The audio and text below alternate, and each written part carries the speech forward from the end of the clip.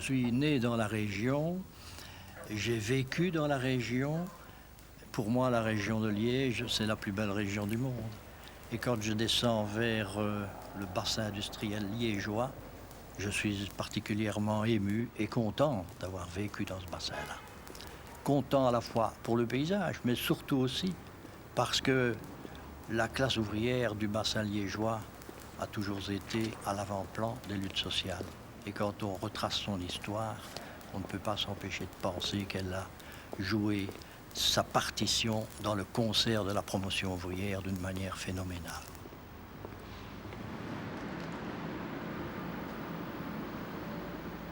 Je m'appelle Jean Braham, j'ai 78 ans. Je milite depuis l'âge de 16 ans dans les organisations ouvrières chrétiennes, particulièrement dans le syndicat, où, après la captivité, je suis entré à la centrale des métallurgistes.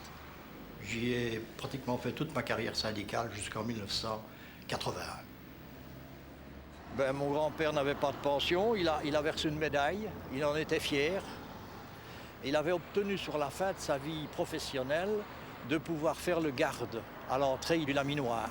Si bien que moi, étant gamin, je lui apportais à midi 2 gamelles avec son repas de midi, sa soupe, ce qui me permettait de voir travailler le laminoir.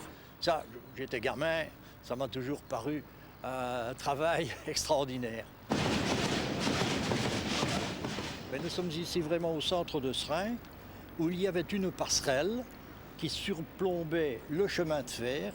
Et chose intéressante, cette passerelle-là, c'était vraiment l'endroit à partir duquel les organisations syndicales s'adressaient aux travailleurs, à la fois de Coqueril, de l'Espérance Seraing qui était derrière, et de l'Espérance Gemep qui était de l'autre côté de la Meuse. Et quand il y avait de grandes manifestations en sidérurgie, eh bien, la réunion du pont de Seraing, c'était quelque chose, je dirais bien, d'historique pour la classe ouvrière du bassin de Seraing. C'était un passé extrêmement exaltant. On sentait que les choses bougeaient. On sentait vraiment la volonté ouvrière de changer quelque chose. C'était prenant. On était pris au trip d'ailleurs. Eh bien, chers amis, bonne année à tous, puisque nous sommes au début de l'année 96. Le nombre de prépensionnés augmentait.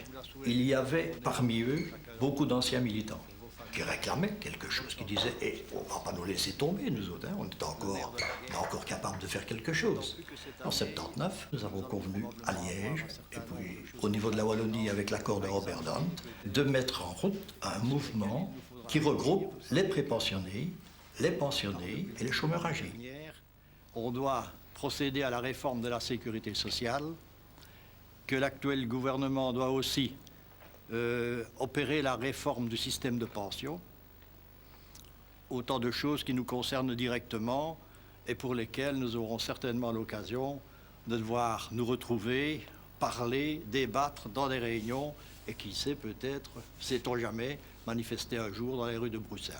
Le sens profond, c'est évidemment de défendre les prépensionnés, les chômeurs âgés et les pensionnés dans leurs moyens de subsistance, dans leurs revenus. Ça, c'est typiquement syndical d'ailleurs.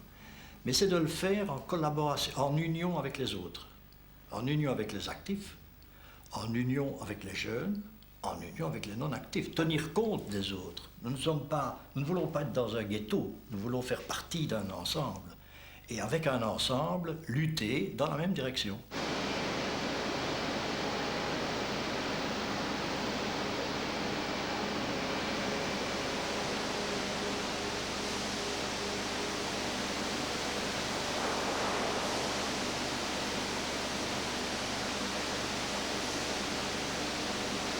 C'est inouï le peu de monde qu'il y a pour faire tourner les affaires. Hein.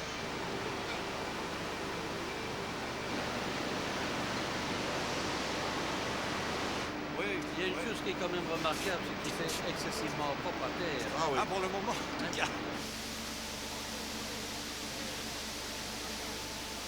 Il y a 15 ans que je ne suis plus venu ici et la différence est frappante. En tout cas, la première chose qui m'a frappé, c'est qu'il y a peu de monde dans l'entreprise. Aujourd'hui, on est vraiment dépaysé quand on voit ça. Et attristé d'ailleurs. Parce qu'on pense aussi à nos enfants. qui devaient nous remplacer et qui ne nous remplaceront pas. À la limite, c'était le but premier de la prépension, c'était pouvoir faire partir le travailleur d'âge, par exemple ici à Coqueril à 55 ans, mais avec la possibilité d'engager le fils ou le petit-fils de ce travailleur. À l'époque où vous êtes parti, vous avez permis de garder une masse d'emploi. Cette masse d'emploi se dégrade annuellement par un gain de productivité. Jusqu'à présent, nous avons pu socialement faire appel à la prépension afin d'avoir des dégagements doux, en tout cas acceptables socialement. Mais ce qui me fait peur dans l'avenir, c'est qu'à terme, la prépension n'est pas une solution. Ça veut dire que ça ne peut pas être la collectivité qui continue à prendre en charge les réorganisations d'entreprises. Et nous sentons qu'une des solutions qui est actuellement, puisque la compétitivité continue à être le leitmotiv des entreprises, c'est qu'on va arriver tout doucement, non plus à la prépension, mais au licenciement pur et simple. Il faut mettre des objectifs dans sa vie. Si on a eu un engagement social, on est presque tenu de continuer un engagement social si on veut continuer à vivre et à jouer un rôle dans la société. Parce qu'un des reproches que souvent les prépensionnés et les pensionnés font, c'est qu'ils sont devenus inutiles dans la société. Ils n'ont plus de rôle à jouer. Moi, j'ai toujours posé la question à Jean, quel est le secret de ton éternelle jeunesse? Et aujourd'hui, je crois que sa jeunesse, c'est sa militance. Mais tu sais bien que nous t'attendons les bras ouverts. Hein? On va porter un petit toast à la nouvelle année. Hein. C'est notre réunion conviviale de l'année. Ça ne nous empêchera pas peut-être de discuter un petit peu de nos problèmes de pensionnés, de prépensionnés et de chômeurs âgés. Hein. Mais pour commencer, moi, je lève à ma santé en 96 que notre groupe travaille aussi bien que l'année dernière.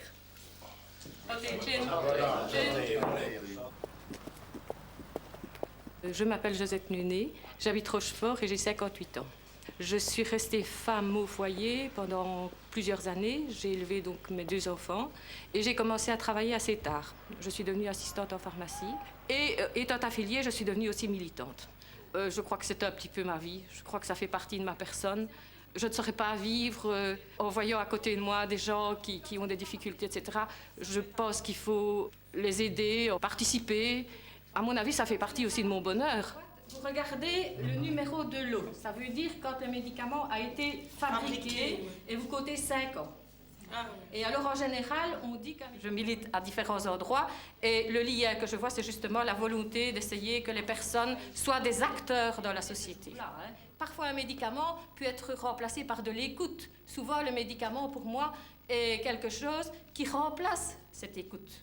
Ça, pour moi, l'éducation permanente, qu'est-ce que c'est? C'est faire en sorte que les personnes deviennent plus autonomes dans leurs choix. Savoir gérer sa santé, savoir gérer les divers aspects de la vie.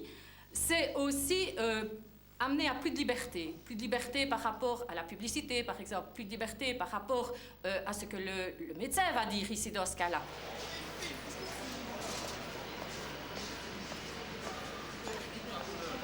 Bonjour, ça va. Oh, suite à notre coup de téléphone, je suis vraiment contente d'être rencontrée. Moi aussi, très content. Ce qui m'a motivée à venir chez toi, c'est que tu as été, toi, au sortir de ta vie professionnelle, vraiment très désireux de mettre sur pied cet axe des prépensionnés. Alors, je voudrais bien savoir quelles sont les valeurs, mais aussi les objectifs qui sous-tendaient, si tu veux, cette envie-là, cette action-là. Pour la catégorie de gens que nous regroupons, c'est-à-dire les prépensionnés, les pensionnés, les chômeurs âgés, nous mettons des services qui sont appropriés à leur situation, à leur cas. Attention. Donc ceci, c'est une activité du groupe de Seraing, un groupe de prépensionnés, pensionnés et chômeurs âgés qui existe ici à Seraing. À côté de ça, nous en avons d'autres au niveau régional qui sont mis en route au fur et à mesure que nous découvrons des besoins par nos groupes locaux, qui ont des programmes, etc., et qui recherchent évidemment à rendre service à leurs membres. Il y a donc le service fiscal, il y a un service de succession, un service socioculturel. Nous avons aussi mis en route un bulletin trimestriel qui est envoyé à 9500 membres et qui est un lien, un contact.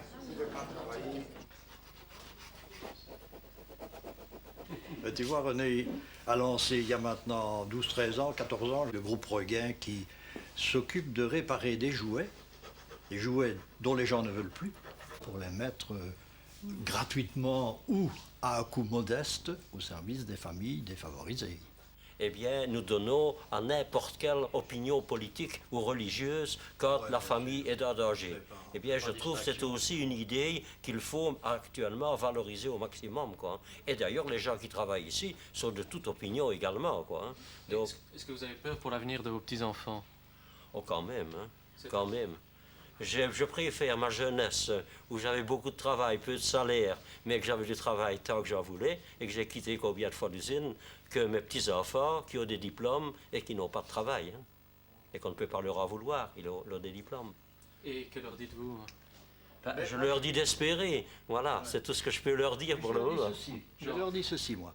Quand nous avions leur âge, quand nous étions jeunes, d'abord c'était la crise. Moi, j'ai commencé à travailler en 32. J'ai commencé à chercher du travail en 32. C'était la crise, on n'en trouvait pas. Nous avions la guerre devant la figure, une situation dramatique, et on ne savait pas qu'elle allait durer 5 ans. Et on a passé comme ça les années jusqu'en 45-46 dans l'incertitude la plus totale. Ça ne nous a pas empêché d'abord de passer toute cette période-là, et après coup d'avoir quand même une éclaircie, hein, et de vivre.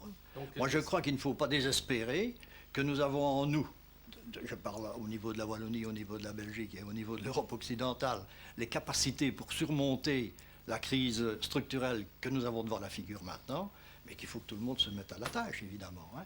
Et je trouve ici l'initiative que tu montres, elle est assez chouette. Surtout, moi, ce qui me frappe là-dedans, c'est surtout le fait, si tu veux, qu'on a quand même, comment est-ce que je dirais bien, les plus âgés qui pensent aux plus jeunes, etc. Et chez nous, c'est quelque chose qu'on voudrait vraiment mettre sur pied, réfléchir. On ne veut pas, si tu veux, être un groupe corporatiste.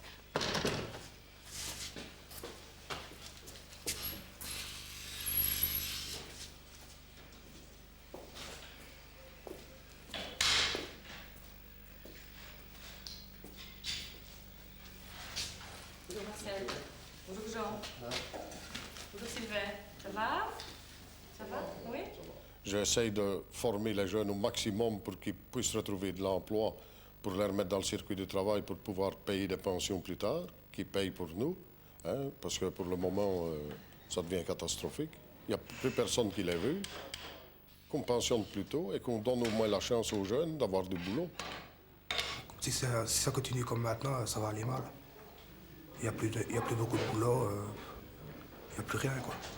La génération précédente était beaucoup mieux, il y avait plus d'emplois, ils avaient leurs revenus, ils vivaient mieux que nous autres, quoi. Nous autres, on essaye de le gagner, on ne sait pas mettre un franc de côté, eux ont su le faire. Pourquoi? Parce que la vie était moins chère. Tu les envies? Oui. La nécessité de la solidarité, c'est de faire en sorte que la société soit moins duale qu'elle ne l'est. C'est faire en sorte que tout le monde ait accès aux mêmes possibilités, je dirais bien.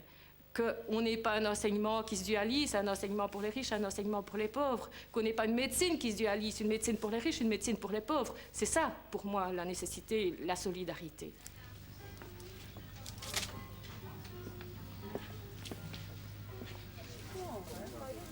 Il serait question de diminuer les pensions, en tout cas de faire quelque chose pour écrêter les pensions. Celui qui a une pension d'ouvrier, une pension d'employé, eh bien ce n'est pas facile du tout, hein, monsieur.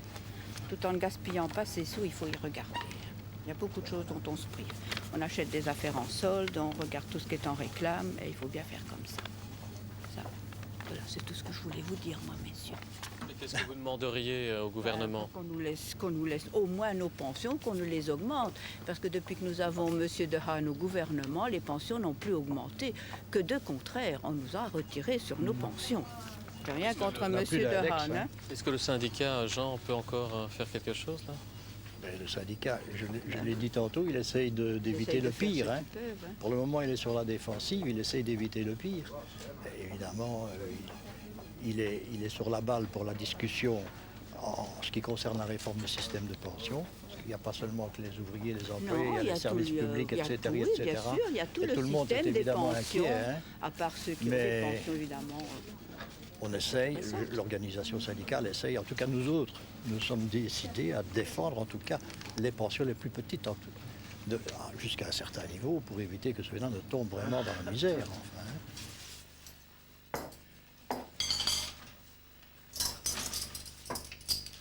Il n'y en a pas tellement, hein. Les 15 premières années après la guerre, nous avions la volonté de changer la société. Malheureusement, nous en sommes arrivés à un point où nous n'avons pas pu changer la société. Nous aurions voulu une société basée sur l'homme. La société capitaliste étant basée sur l'argent. C'est l'argent qui est le moteur.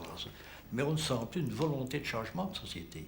Il faut bien dire que la chute du communisme dans les pays de l'Est a été, malgré tout, un choc. Hein. Et qu'est-ce qui fait que tu t'engages encore aussi totalement dans une action sociale? Parce que je suis de la génération qui a été pétrie par la JOC. Ça, il faut que vous le sachiez. Hein. Par là? La JOC, la Jeunesse ouvrière chrétienne. On nous donnait un idéal. Et cet idéal-là, on désire le poursuivre toute sa vie, quoi. Et quel était cet idéal? C'est de faire monter, progresser les travailleurs, les compagnons de travail, d'être un levain dans la pâte, si vous voulez. Individuellement, on est foutu. Mais qu'il faut certainement aussi rechercher de nouvelles manières de faire. Et ça appartient aux jeunes générations de syndicalistes. Hein. Ce n'est plus... Ils ne sauraient plus faire ce que nous faisions et nous ne saurions pas faire ce qu'ils font maintenant. C'est un problème de génération.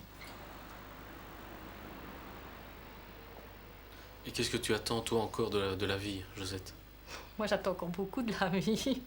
J'attends... Non, attendre, c'est pas le terme choisi. Comment est-ce que je dirais bien? Comment est-ce que je vais encore vivre ma vie maintenant? C'est ça, plutôt.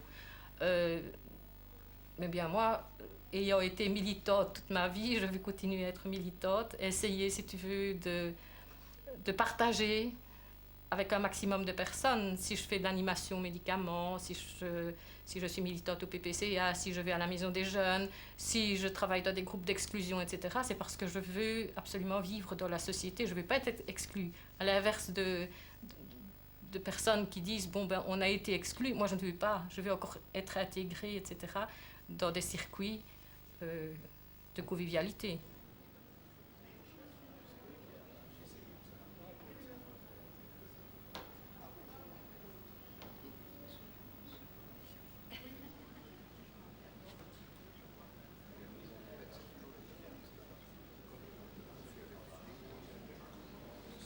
Et donc, le tableau représente une mise au tombeau. Et le peintre a accentué le caractère tragique de la mise au tombeau en mettant le cadavre dans un état de décomposition avancé, puisque la chair a disparu. Il ne reste que la structure, le support du corps. De même pour que toutes les personnes qui assistent à la scène, pour nous, qui sommes déjà, disons, dans le deuxième, le troisième, ou presque le quatrième âge parfois, ben, c'est une éventualité qui commence à être présente dans notre esprit. Je crois qu'on y est, j'allais dire condamné, on s'achemine tous vers la mort. Je crois que ça se prépare comme le reste. Aussi bien doit-on préparer sa retraite ou sa pré-retraite, d'abord mentalement et puis en se donnant des objectifs, etc., etc. Eh bien, je crois que la mort, ça se prépare aussi. Et ça se prépare de longue date. Comment t'y prépares-tu? Moi, je pense à ma mort assez souvent. Et je me dis que j'espère vivre les derniers jours de ma vie dans la dignité, en assumant les choses quelles qu'elles soient, parce que je crois à l'au-delà. J'ai la foi, je suis chrétien, donc je ne le cache pas, du contraire. Je crois donc à l'au-delà. Et j'essaye d'assumer la fin de ma vie comme je peux, en faisant face à tout ce qui va se présenter, parce que je connais, en avançant en âge, on voit autour de soi des gens pour qui la fin de la vie est parfois dure, hein, dure à assumer, dans des conditions parfois dramatiques. Mais il faut du courage, et c'est ce que j'espère avoir, et c'est ce que je demande à avoir. Et quel serait ton dernier message pour les générations qui viennent? C'est de faire face à la vie, et d'essayer de la changer, en pensant que tout le monde doit vivre, et que tout le monde est frère. L'amour, c'est important. Si vous n'aimez pas vos compagnons de travail, si vous n'aimez pas vos frères dans le travail et je dirais même dans le Christ, puisque nous sommes des chrétiens, vous ne sauriez pas faire quelque chose de valable. C'est à travers l'amour que toutes les grandes choses se font. Beaucoup plus qu'à travers l'intérêt. En tout cas, d'après moi.